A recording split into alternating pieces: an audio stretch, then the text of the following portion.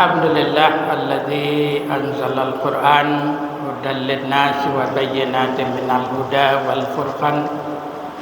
Asyhadu an la ilaha illallah wahdahu la syarikalah wa asyhadu anna Muhammadan abduhu wa rasuluh sallallahu alaihi wasallam la nabiyya ba'dah.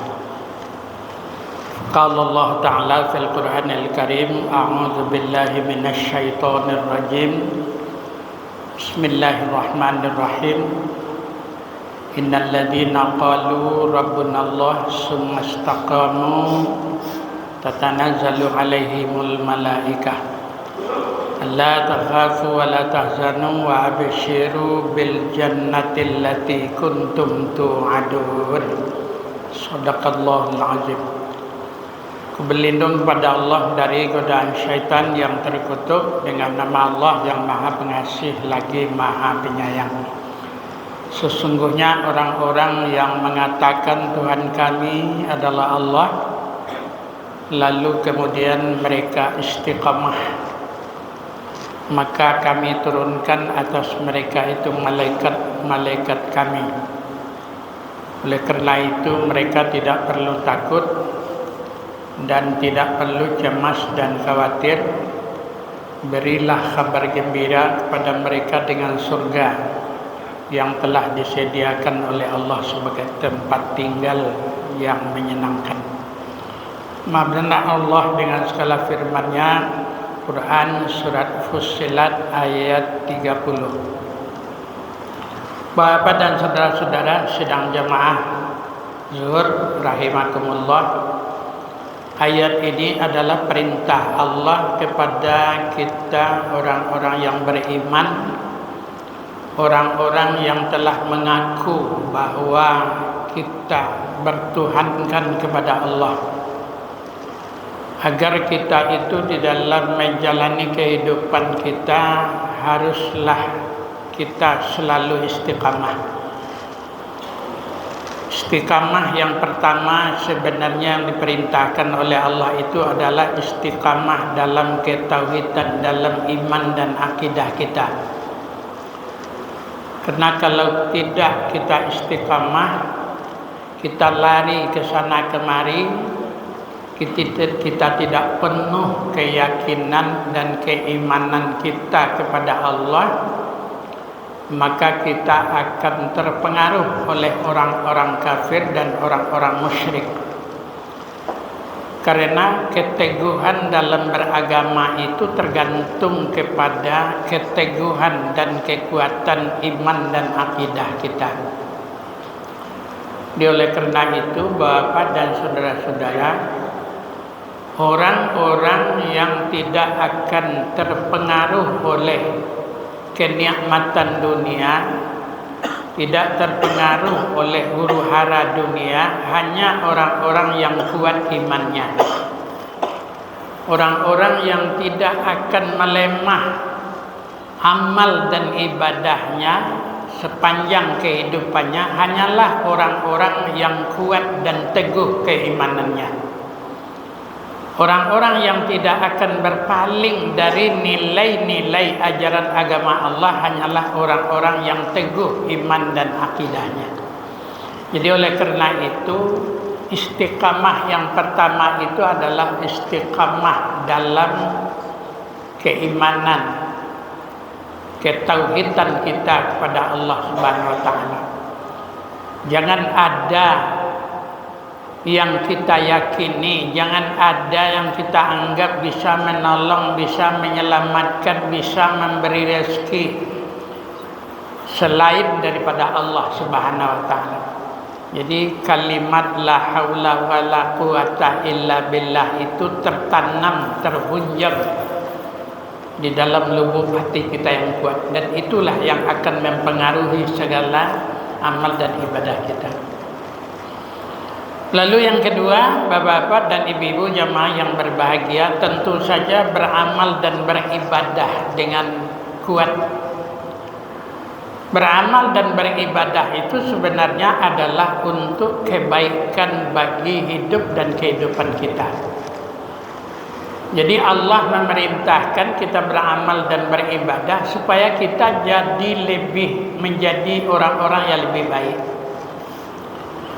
Jangan cuma beramal dan beribadah itu sekedar rutinitas dan tidak mampu untuk menjadikan diri kita, walaupun kita sudah beramal dan beribadah, tapi amal dan ibadah itu tidak berpengaruh untuk menjadikan diri kita lebih baik secara terus-menerus. Jadi semakin banyak, semakin lama kita beramal beribadah, harusnya kita semakin baik, semakin manusia yang baik, sehingga di akhir kehidupan kita amal dan ibadah kita itu betul-betul mengantarkan diri kita kepada manusia-manusia yang lebih baik.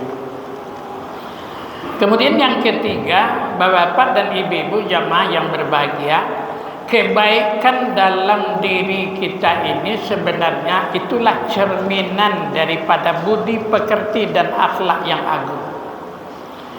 Jadi kalau Aisyah istri Nabi mengatakan bahwa akhlak Nabi itu adalah Al-Quran, artinya bahwa ketaatan seseorang itu kepada ajaran Allah yang bersumber daripada Al-Quran itu akan menjadikan orang-orang yang beriman itu menjadi orang-orang yang berakhlakul karimah.